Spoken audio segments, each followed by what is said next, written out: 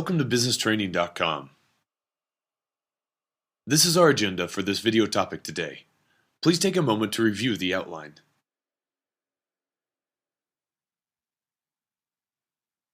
Disparate impact, as described by the Supreme Court, prescribes not only overt discrimination, but also practices that are fair in form, but discriminatory in operation. The legal theory of liability of disparate impact prohibits employers from using a facially neutral employment practice that has an unjustified adverse impact on prosecuted groups of people. Facially neutral employment practices are those that do not appear discriminatory at face value, but is discriminatory in its application or effect. Adverse impact is a substantially different rate of selection in hiring, promotion, or other employment decision that works to a disadvantage of members of a race, sex, or ethnic group. Disparate impact applies to all Title VII protected classes, including those amendments to Title VII, such as pregnant employees. Disparate impact cases can still hold employers liable regardless or if willful discriminatory motive was in place or not for employment practices. If a disparate impact is found in employment practice, an employee may file a claim or lawsuit against the perpetrating employer.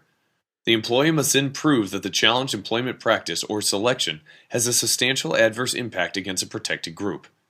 This is generally determined through some sort of factual or statistical comparison.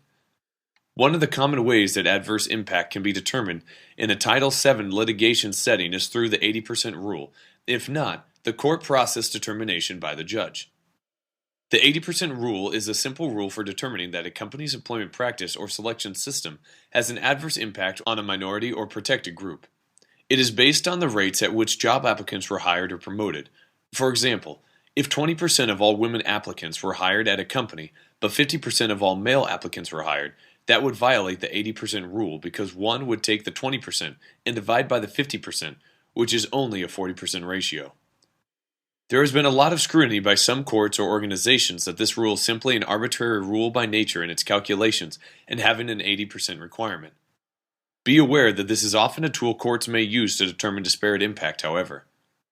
The employer must then prove that the challenged employment practice is job-related for the position and the practice is consistent with business necessity. If the employer can prove that the reasons for certain policies or employment decisions are out of legitimate business necessity, then it may be dismissed. However, if the employee can show that there is an alternative employment practice that satisfies the legitimate business necessity without desperately impacting a protected group, and the employer fails or refuses to adopt that practice, the employer can still be held liable. This chart shows the simplified, general flow of a disparate impact claim. First, a disparate impact is claimed. The employee must prove that the business practice has a disparate impact on a protected group.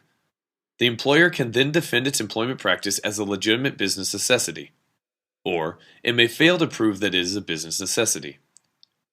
If the employer cannot prove it is a business necessity, then the employer fails in defending the disparate impact as a business necessity and will be held liable to the employee and protected group. If the employer does not prove the employment practice as a business necessity, the employee can then attempt to show that there is an alternative practice that meets the business necessity without having an adverse impact. If the employee cannot show an alternative employment practice or method, the employer succeeds in defending the disparately impacting practice and is not to be held liable.